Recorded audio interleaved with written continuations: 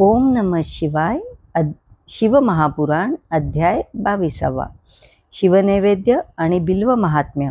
श्री गणेशाय नमः। ऋषीसुतांना म्हणाले, मुनिवर्य, भगवान शिवजींचा नैवेद्य ग्रहण करू नये असे आम्ही ऐकले आहे. याविषयी शास्त्रांचे काय मत आहे? तसेच बेलाचे काय महात्म्य आहे तेही सांगा. सूत म्हणाले, मुनिजन हो, तुम्ही सर्वजण शिवव्रतांचे पालन करणारे आहात, म्हणून मी तुम्हाला प्रसन्नतेने सर्व गोष्टी सांगणार आहे. त्या लक्षपूर्वक ऐका.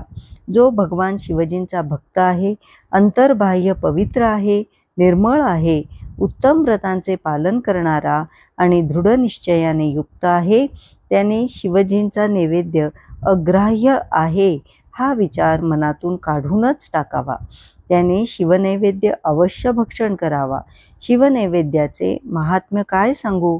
त्याला पाहिल्याने सर्व पापे नाहीशी होतात आणि तो ग्रहण केल्याने अनेक पुण्यकर्माचे फल प्राप्त होते.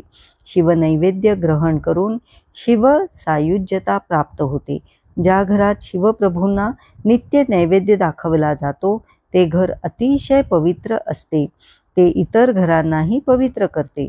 म्हणून शिवनैवेद्याला मस्तक झुकवून विनम्रतेने स्वीकारावे आणि शिवस्मरण करून तो भक्षण करावा.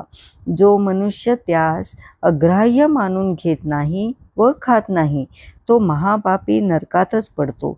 ज्याने शिवदीक्षा घेतलेली आहे अशा शिवभक्तांसाठी शिवनैवेद्य हा जणू महाप्रसादच असतो.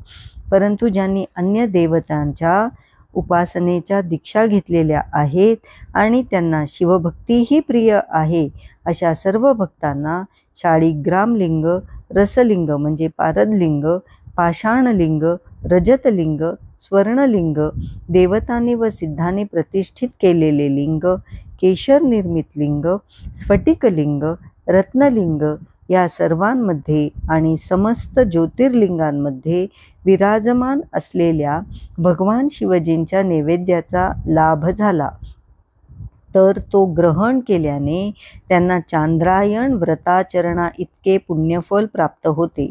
शिवनिर्माल्य भक्षण केल्याने व ते मस्तकावर धारण केल्याने ब्रह्महत्या करणारा मनुष्यही पापमुक्त होतो. ज्या शिवस्थानावर चंडांचा म्हणजेच भूतपिशाचादिकांचा अधिकार आहे तेथील शिवनिर्माल्य सर्वसामान्यांनी ग्रहण करू नये. परंतु जेथे चंडांचा अधिकार नाही तेथील शिवनिर्माल्य अवश्य ग्रहण करावे.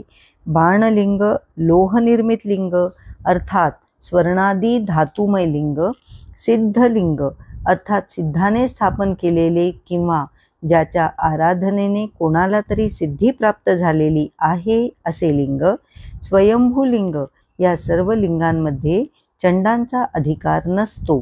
जो मनुष्य शिवलिंगाला विधिपूर्वक स्नान घालतो आणि त्या स्नानाच्या जलाने 3 वेळी आचमन करतो त्याची कायिक, वाचिक आणि मानसिक अशी त्रिविध पापे शीघ्र नष्ट होतात. शिवनैवेद्य व शिवजींना अर्पण केलेले पान, फूल, फळ, जल इत्यादी पदार्थ जे अग्राह्य असतात ते शाळीग्राम शिळेच्या स्पर्शाने पवित्र आणि ग्रहणयोग्य होतात. शिवलिंगावर अर्पण केलेले द्रव्य अग्राह्य असते, परंतु ज्या वस्तूला लिंगाचा स्पर्श झालेला नाही अशी वस्तू बाजूला वेगळी ठेवून शिवजींना निवेदन केलेली वस्तू पवित्र मानावी. मुनिजन हो, अशा प्रकारे शास्त्रांमध्ये शिवनैवेद्याविषयी प्रतिपादन केलेले आहे. सूत पुढे म्हणाले, ब्राह्मण हो, आता मी तुम्हाला बिल्वाचे म्हणजेच बेलाचे महात्म्य सांगतो. ते लक्षपूर्वक ऐका. बिल्व वृक्ष महादेवांचेच रूप आहे.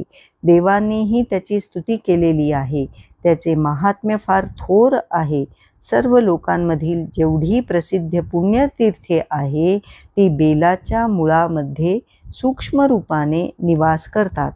जो पुण्यवान मनुष्य बेलाच्या मुळाशी म्हणजे खाली लिंगस्वरूप अविनाशी महादेवांचे पूजन करतो तो शिवपदाला प्राप्त होतो. जो मनुष्य बिल्ववृक्षाखाली आपल्या मस्तकावर पाण्याने सिंचन करतो तो सर्व तीर्थांमध्ये स्नान केल्याचे पुण्यफल प्राप्त करतो. तो या भूलोकी पावन मानला जातो. बेलाच्या मुळाशी असलेले आळे पाण्याने पूर्णपणे भरलेले असेल तर महादेव अत्यंत प्रसन्न होतात.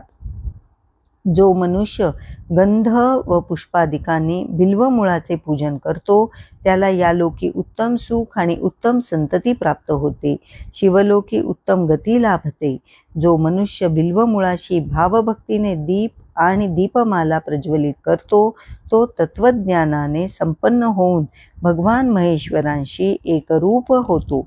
जो मनुष्य बिल्ववृक्षाची फांदी हाताने धरून तिच्यावरील नवी बिल्वपत्रे स्वहस्ते खुडतो आणि त्याच बिल्वपत्रांनी त्या वृक्षाची पूजा करतो तो सर्व पापांपासून मुक्त होतो.